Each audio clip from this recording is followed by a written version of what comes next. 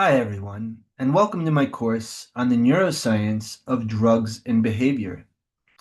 You may call me Dr. Olson, Dr. O, Eric, or whatever you feel most comfortable with. I have done research related to neuropharmacology for approximately 20 years. I like to joke that I finished my PhD in under 5 years because I did it on cocaine. But in addition to studying various psychostimulants, I've investigated cannabinoids extensively, in addition to having published on ethanol, sedative hypnotics like Xanax, opioids, including heroin, and have even dabbled a little bit with hallucinogens. Now, I want to take a few minutes to give you a clear picture of what this class is about, how it is structured, and how you can succeed in it. At its core, this course asks a simple but powerful question. How do drugs change the brain? And how do those brain changes shape behavior, both for better and for worse? We'll start with foundational concepts in pharmacology and neuroscience, including how drugs are classified, how they move through the body, and how they interact with receptors and neural circuits. From there, we'll dive into a wide range of substances, drugs of abuse, psychiatric medications, and emerging therapies, and critically evaluate how they are used, misused, portrayed, and developed.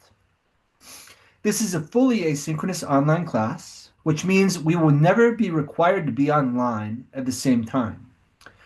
Everything is designed to maximize flexibility, choice, and equity. All course materials are freely available, and the structure is intentionally built to accommodate different schedules, learning styles, and life circumstances. This course is interactive and a bit non-traditional. One could even say radical.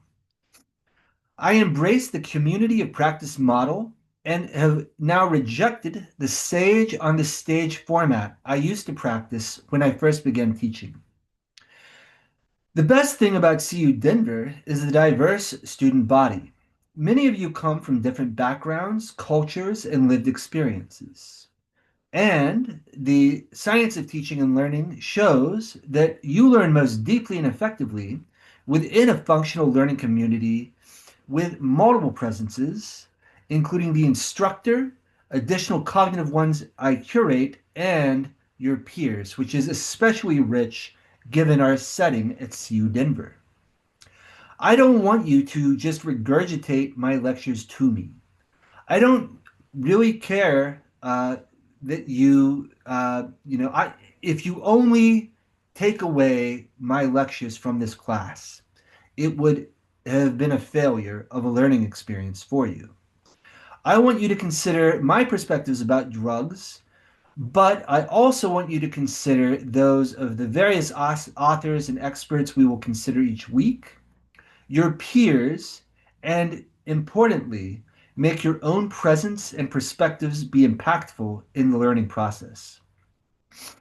Rather than traditional exams, this course emphasizes critical thinking. That's really the key that I care most about in learning now. Critical thinking more than rote memorization of my lecture material. I want you to think critically about drugs from many different perspectives. So we'll do that through peer discussions and a lot of reflection on a lot of different controversial topics.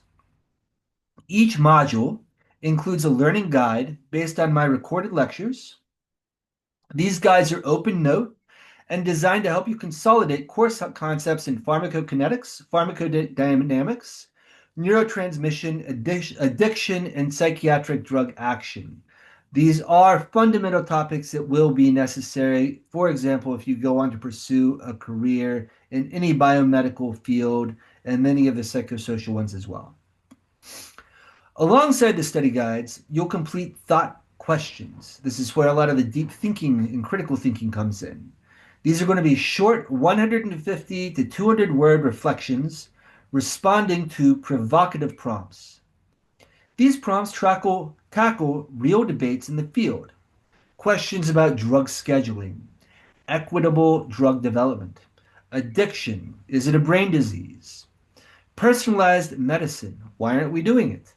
Psychedelics for mental health, cannabis and the risk of psychosis, the effectiveness of antidepressants, and much more. You will discuss these ideas with your peers, respond to at least one of your classmates, and work on establishing a learning community around respectful debate and critical thinking. Please consult the community discussion norms in the syllabus before engaging in civil discourse, but know that all viewpoints and perspectives are welcome, including those that contradict my curated experts and myself. One unique feature of this course is the Media Club. In the first week of the course, you'll choose either a film club or a music club. Please look at the syllabus at the end for lists of films or mixed tapes and choose a club based on which option seems most compelling to you. You will discuss drugs and their portrayal in society through either of these forms of media, film or music.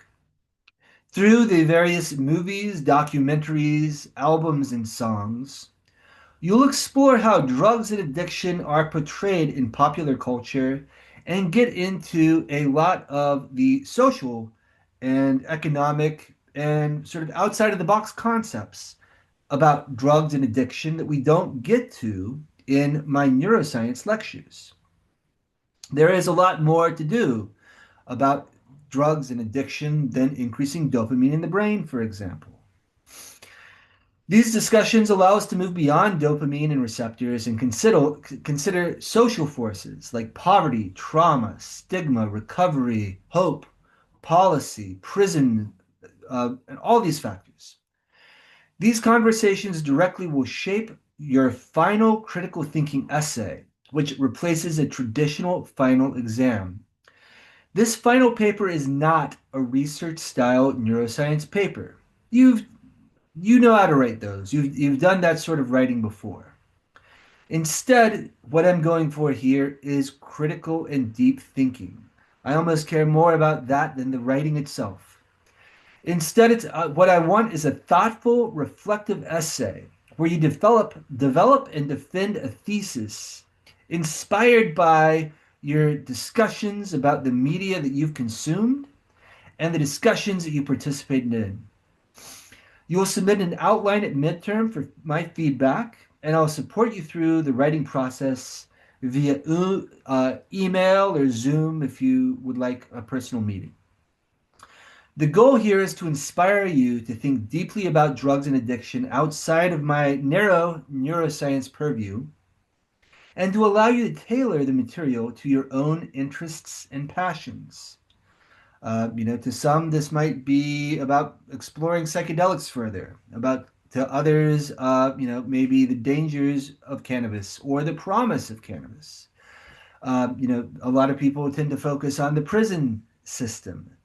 A lot of people focus on the family dynamic, codependency.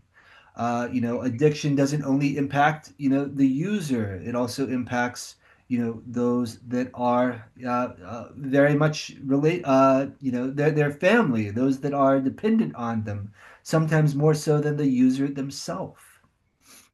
So, but that's just, some examples. The world is your oyster here. Go find the topic related to drugs and addiction you are most passionate about, sort of outside of the box, and hopefully that you can explore through unique forms of media that are personally interesting to you. In terms of grading, this course is intentionally forgiving, flexible, and accessible. You only need to complete 12 out of 15 of the thought questions, and only your top study guide scores count. Drops are built in for multiple reasons. One, I think that they support mental health, competing responsibilities with work and your family, and additional life events. In addition, these drops provide choice. Not only are you allowed to gravitate toward your passions, But you can also avoid topics that you might need to. For example, perhaps opioids are triggering for you. And, our discussion on opioids is one you wish to skip. I can understand why. Maybe one of the discussions brings up traumatic memories or is a controversy that you wish to avoid. Perfect opportunity for you to do so. Avoid trauma, gravitate toward your interests, build your schedule around your course schedule around your life schedule. Regarding deadlines, my philosophy in this class is that they exist to keep you on track. Know that I trust you and I'm open to flexibility when things come up or life events arise. While I already intentionally built in flexibility for you to deal with these things, I know that sometimes life happens. And if something comes up, I encourage you to communicate with me. I trust students and I try to handle exceptions fairly and with humanity. I'm not going to question or judge you. You just tell me you need some flexibility, and I'm not going to be asking for notes from doctors, judges, or bosses. Frankly, I don't need to know the details. I've guided students through countless issues, including military deployment, housing issues, medical issues, family issues, court-related issues. Um, know that I trust you, and I'm here to support your learning experience. I only want to help you think critically about neuropharmacology and learn the necessary content to excel in the next chapter of your life, while also thinking critically about drugs from many different perspectives. I'm very accessible. You can email me, request a Zoom meeting, or post questions in the virtual office.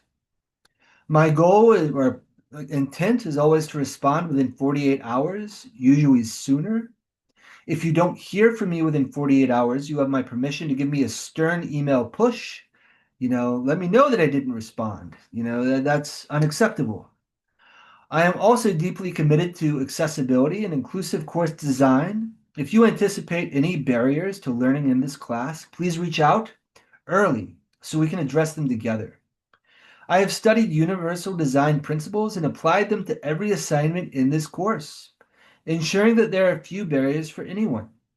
Really, I think it's almost to the point now that disability accommodations are basically applied universally to everybody. I don't see, there are very few actual changes I need to make when I receive an accommodation document because most of these assignments are already maximally accessible for everyone. A few final points. This course does engage with sensitive topics, including addiction, mental health, trauma, and social inequities. These topics are included thoughtfully and with purpose. If something becomes personally challenging, please reach out and I will work with you to find an alternative path to full credit. If you want to do well in this class, the advice is simple. Try your best to stay on schedule. I've built a very clear routine for purpose. If you stay with that routine, you will fly, just glide through smoothly. If you get off schedule, let's try to get you back on it. Engage honestly with the material and think deeply. I want to hear your authentic viewpoints, even if they contradict my own. I want you to think critically and deeply about drugs. That's the point here, not to regurgitate or memorize every little detail that I give you. When you do need to learn content for quizzes or for your study guides that I give you, talk through ideas out loud. You can also write down your thoughts to clarify thinking. I do encourage civil discourse. Disagree respectfully. Look at the community discussion norms in the syllabus. When you're writing, I encourage you to use the writing center. And most importantly, approach the material with curiosity rather than judgment. I'm really excited to explore these topics with you. This course isn't about telling you what to think about drugs. It's about giving you the tools to think about them from many different perspectives and draw your own conclusions. Welcome to the class.